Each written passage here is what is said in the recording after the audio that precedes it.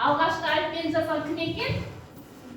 Ахмет Байтұрсынұлы. Кім?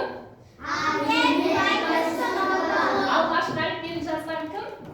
Ахмет Байтұрсынұлы. Жаттағылар ұят болады түсінбек па? Әліппені жазған кім дегенде Ахмет Байтұрсынұлы жаттағымыз түсінбек па? Ақын жазушы дейміз.